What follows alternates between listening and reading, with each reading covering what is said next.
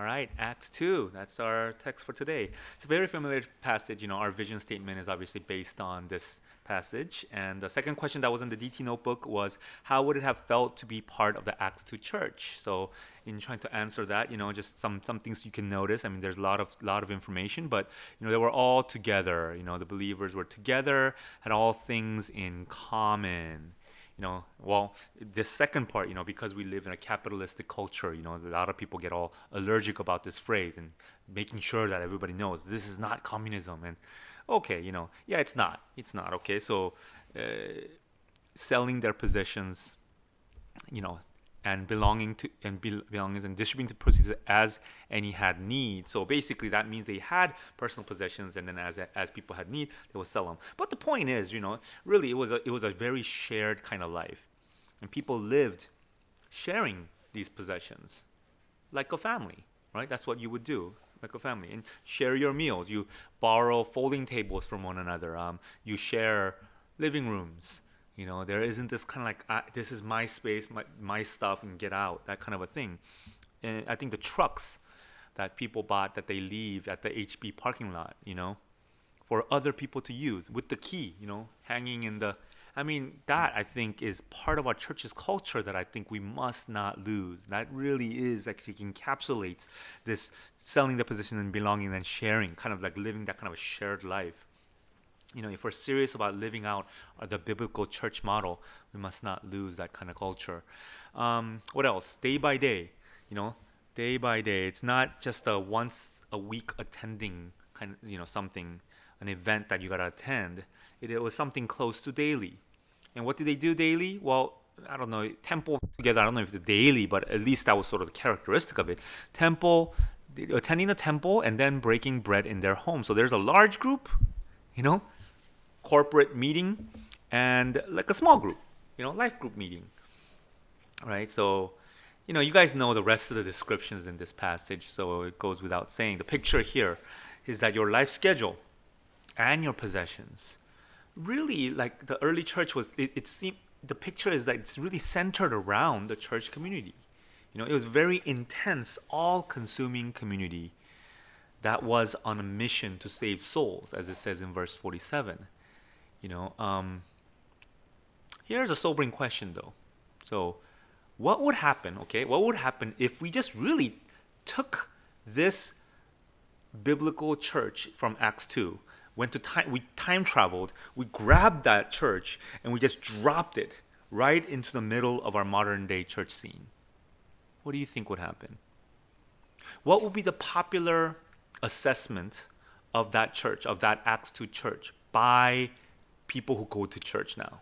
I'm not talking about like the popular pundits or the media pundits. We're talking about what would be the assessment of that church by supposedly Bible reading Christians? You know, it's a sobering question because I think people would consider it really weird, strange, maybe too much, maybe even cultic, right? I don't think it's. I'll be.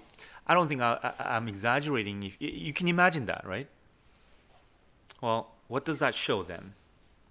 What does that show? I think it shows that we are really, really, really unbiblical and off base in our thinking. I'm talking about like Christians. What constitutes a normative Christian life, right? What is normative? Normative. I hope you can read this.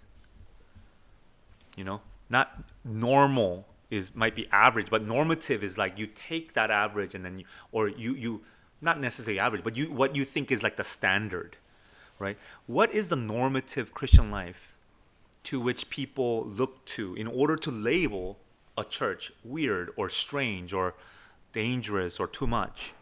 Well, here's a normal church, I guess. I mean, I don't know if it's normative, but here's a normal church at least. You meet just one time, like once a week, for about 1 to 2 hours per week, and you attend something, right? And the rest of the week, well, you do whatever else, whatever everybody else in the world does.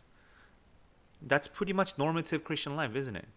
That's what people would consider to be okay. That there's a Christian, there's a church, right? compared to which an Acts 2 church like this would be too much, right? So I think that's a sobering thing to think about, that our sense of what is normative or normal is really off. It's not biblical.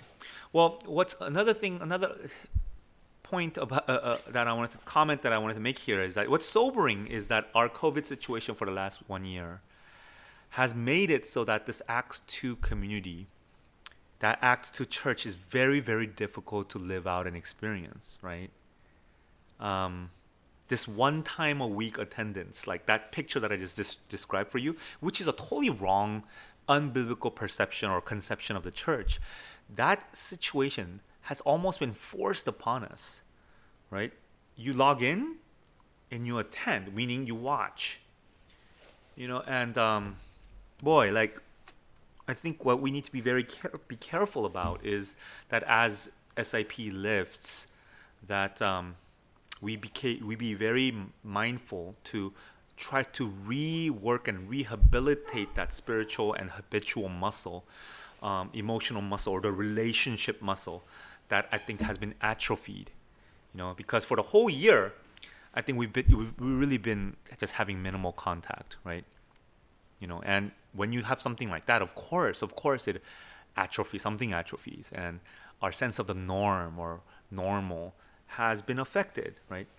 So, yeah, what if when we start meeting again, and we start to try to create this Acts 2 community again, like what if a bunch of people say, "Oh gosh, like do we really have to meet together? I mean, really, I don't know, can I just zoom in? I don't want to drive 10 minutes to go to a place to attend this thing."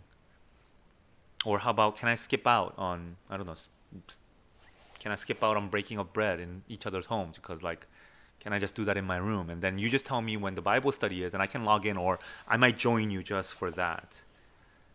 Man, I can, it's like scary picture, but I can almost feel that some people might, their relational muscle might have atrophied to a point where they would think that that's actually the normative thing. And that would be a tragic loss. Let's agree that that would be a very tragic loss. And let's make sure that we don't lose our vision of what a biblical church should be. That this past year didn't rob that from us. So I just wanted to exhort us with those words. All right.